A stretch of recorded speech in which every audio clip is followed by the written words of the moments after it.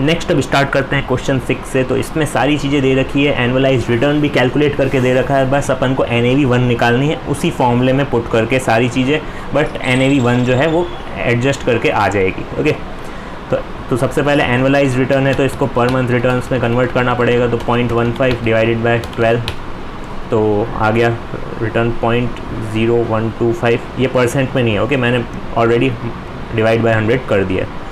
और डिविडेंड कितना है 0.5, capital gain distribution 0.32 plus NAV1 जो कि अपन को निकालना है main, minus NAV0 already given है 65.78। ओके, एंड डिवाइड कर देंगे किससे 65.78, बिकॉज बेस में हमेशा क्या आता है बिगनिंग वाली NAV। तो अब सिंपल इसको सॉल्व करना है और आपका आ जाएगा 0.0125 इंटू 65.78 माइनस 0.5 माइनस 0.32 प्लस 65.78। तो इसको सॉल्व करेंगे तो आपका यही आएगा 65.78, बस 225 थोड़ा सा कुछ और एक्स्ट्रा आ जाएगा, बाकी सेम आएगा। ओके, तो यही पूछा है अपन से मंथ एंड NAV जो कि 65.78 है। एंड ब्रीफ कमेंट में लिखना है कि NAV में कुछ खास चेंज नहीं है, तो इसीलिए आप इजीली कमेंट बना के लिख सकते हैं अपनी लैंग्वेज में। नेक्स्ट है क्वेश्चन 7 जिसमें सिंपल नेट एसेट्स वैल्यू पूछा है। तो नेट एसेट्स वैल्यू निकालने के लिए हमारे सारे एसेट्स को ऐड करना पड़ेगा एंड माइनस करना पड़ेगा आउटसाइड लाइबिलिटीज़ को। ओके, तो नेट एसेट्स में सबसे पहले एसेट्स देख लेते हैं। 25,000 इंटू 20 के शेयर्स है memory plus, 35,000 into 300 memory plus, 29,000 into 380 memory plus, 40,000 into 500 memory plus and 2.5 lakh की लाइबिलिटी है, राइट। यानी एक्रूड एक्सपेंसेस करने बाकी हैं बट देने ही हैं, तो इसको लाइबिलिटीज़ में ही कंसिडर करेंगे। तो memory minus and other liabilities है 2 लाख की, तो वो भी मेमोरी माइनस, तो MRC कर देंगे। तो 4157 मतलब 415,70,000 कुछ आएगा आपका क्या नेट एसेट्स। अब इसको क्या करना है, सिंपल डिवाइड कर देना है किससे, टोटल नंबर ऑफ़ यूनिट्स से। कितने हैं 10 लाख। ओके, तो 10 लाख से डिवाइड करेंगे तो 41.57 आ जाएगी आपकी NAV।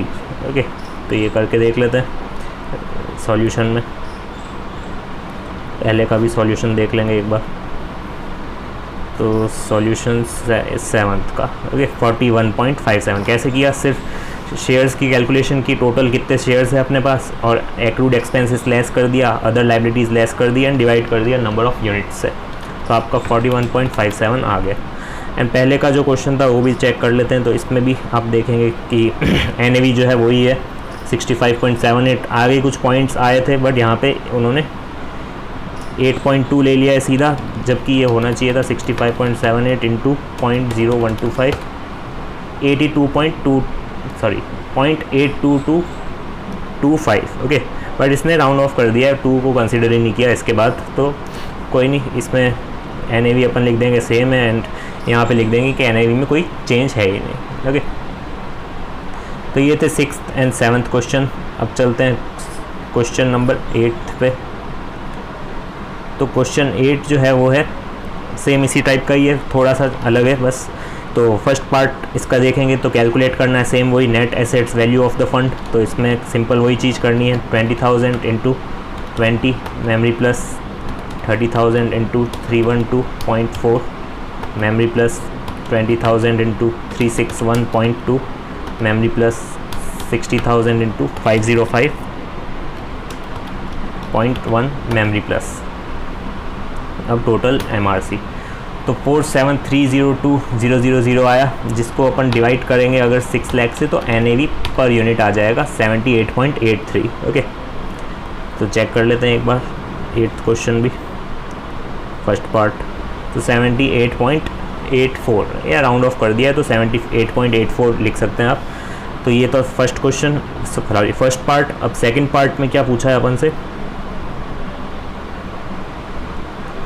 सेकंड पार्ट में पूछा है कि एज्यूम करो कि मिस्टर ए सबमिट कर रहा है चेक 30 लाख रुपीज़ का जिसमें वो परचेज़ करेगा क्या, मतलब म्यूचुअल फंड परचेज़ क्या करेगा, 8000 shares of M limited and balance जो अमाउंट है वो बैंक में चला जाएगा। ओके, तो सबसे पहले अपन को ये क्लियर रखना है कि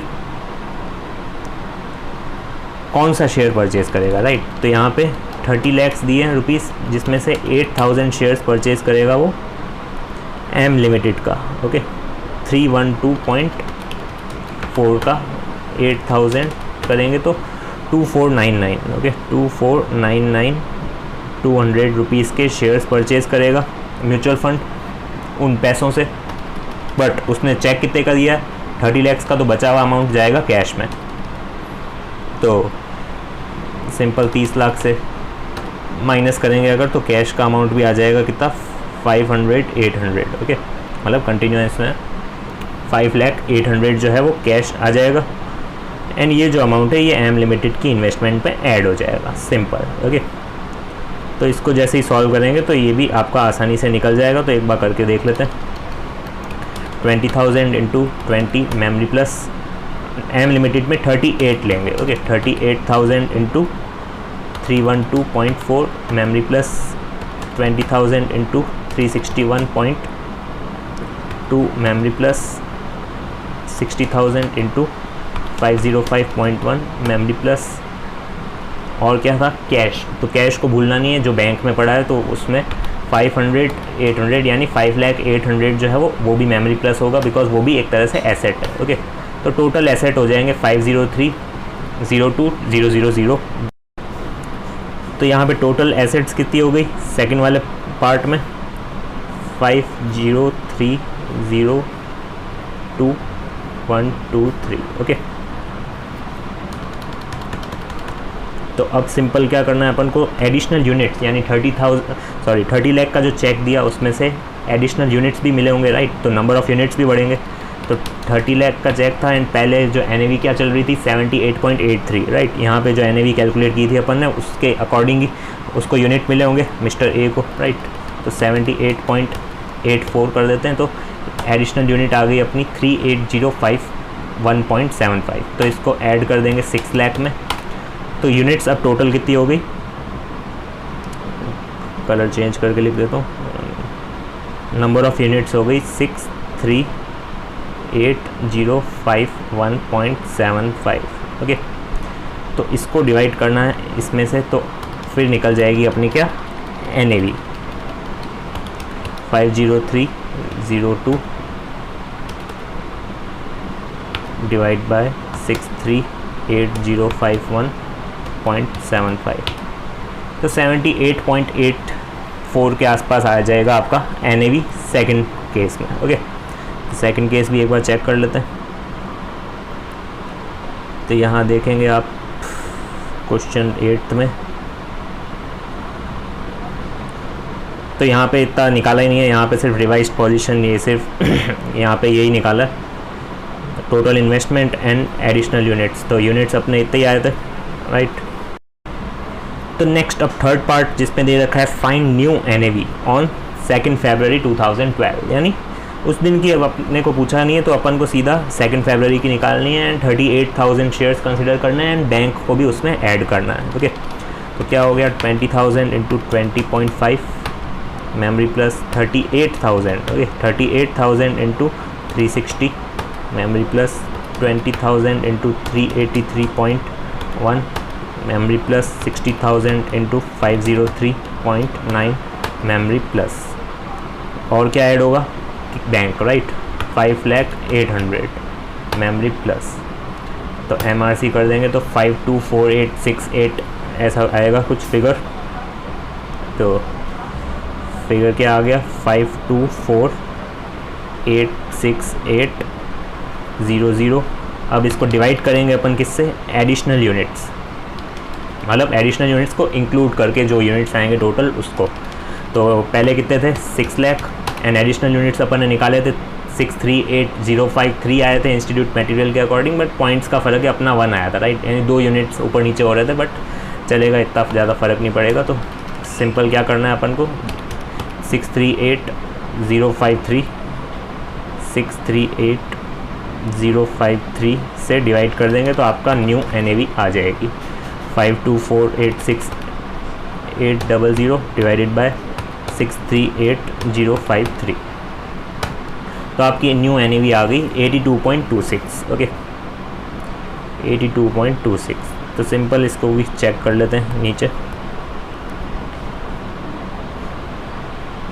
तो यहाँ आप देख सकते हैं 82.26 आया है। एंड यहाँ पे जो नंबर ऑफ़ यूनिट्स है ये यहाँ पे अपनी दिक्कत आई थी। क्यों? बिकॉज अपन ने 30 लाख को डिवाइड कर दिया था 78.84 से, इसीलिए आया था अपना 38,052 समथिंग, राइट। तो एक दो यूनिट्स का फ़र्क था, तो इसमें राउंड ऑफ के चक्कर में हो जाता है। बाकी अगर राउंड ऑफ में प्रॉब्लम आ रही है तो आप सीधा, अब देखिए यहाँ पे 78.84 लिया है, बट यहाँ पे पूरा राउंड ऑफ लिया है, राइट। मतलब राउंड ऑफ नहीं किया है यहाँ पे, तो इसीलिए इतना चलता है, एक दो यूनिट्स का डिफरेंस, तो इतना फ़र्क नहीं पड़ेगा। तो ये था क्वेश्चन 8, सिंपल सा। नेक्स्ट अब क्विकली सॉल्व करते हैं क्वेश्चन 9, जो कि एग्जैक्ट सेम तो नहीं है बट थोड़ा सा फ़र्क है। बस इसमें कन्फ्यूजन के लिए थोड़ा कॉलम्स चेंज कर रखे हैं, नीचे कुछ इन्फॉर्मेशन दे रखी है, जैसे उसमें उसके पास में इन्फॉर्मेशन दे रखी है, तो थोड़ा सा फॉर्मेट आपको चेंज लगेगा, बाकी चीज़ वही है। ओके, तो 9th में स्टार्ट करते हैं। सबसे पहले पूछा है NAV of the fund 2009 and 1 अप्रैल 2009 को NAV कितना आ जाएगा? 10,000 into 19.7 memory plus 50,000 into 482.6 memory plus 10,000 into 264.4 memory plus 1 lakh into 674.9 memory plus 30,000 into 25.9 memory plus. तो कितना आ गया टोटल? 95238,000। तो इसको डिवाइड कर देना है टोटल नंबर ऑफ़ यूनिट्स जो कि दे रखे हैं 8 लाख, राइट। तो 8 लाख से डिवाइड कर देंगे तो आपका NAV आ जाएगा 119.0475। तो राउंड ऑफ करेंगे तो 119.05 कह सकते हैं। ओके, तो A पार्ट क्लियर है। नेक्स्ट करते हैं B पार्ट, जिसमें दे रखा है कि किसी ने चेक दिया है 50 लाख का। पिछले क्वेश्चन में 30 लाख का दिया था, इसमें 50 लाख का दिया है। तो एडिशनल यूनिट्स पहले तो निकाल लेते हैं। 50 लाख का चेक दिया एंड NAV कितनी थी? 119, राइट, प्रीवियस पॉइंट में। तो कितना एडिशनल हो गया? 41,999। ओके, कितने एडिशनल यूनिट्स आ गए? 41,999.16 यूनिट्स जो है वो एडिशनल है। तो इसको ऐड कर देंगे 8 लाख में, तो टोटल यूनिट्स कितने हो गए? 8,41,999.16। बट अपन इसको राउंड ऑफ कर देते हैं 8,42,000। ओके, तो एडिशनल यूनिट्स अपन ने क्या किया? राउंड ऑफ कर दिया 8,42,000 पे।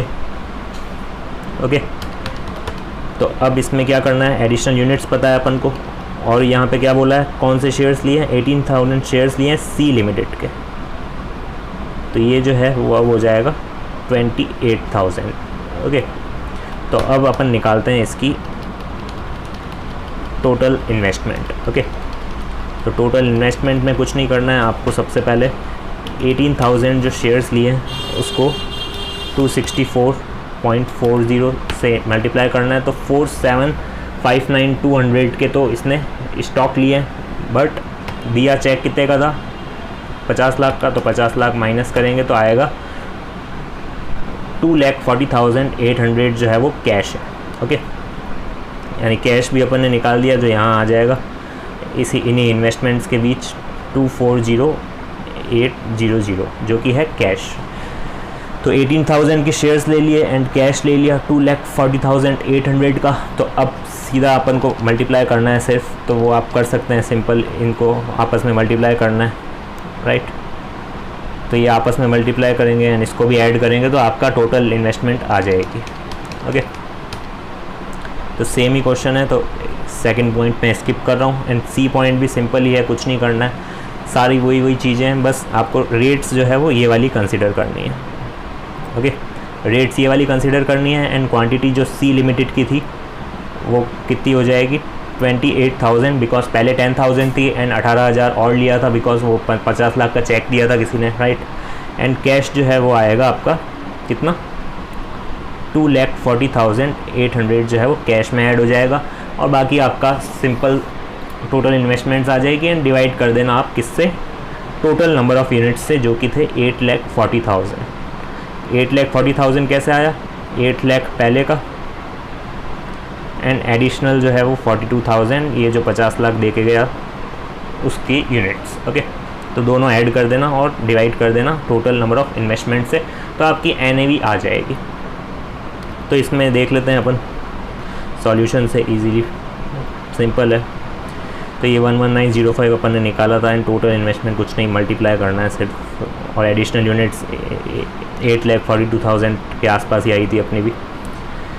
एंड सी पार्ट भी सिंपल है, कुछ भी नहीं है, सेम वैसा ही है जैसा 8th अपन ने किया था।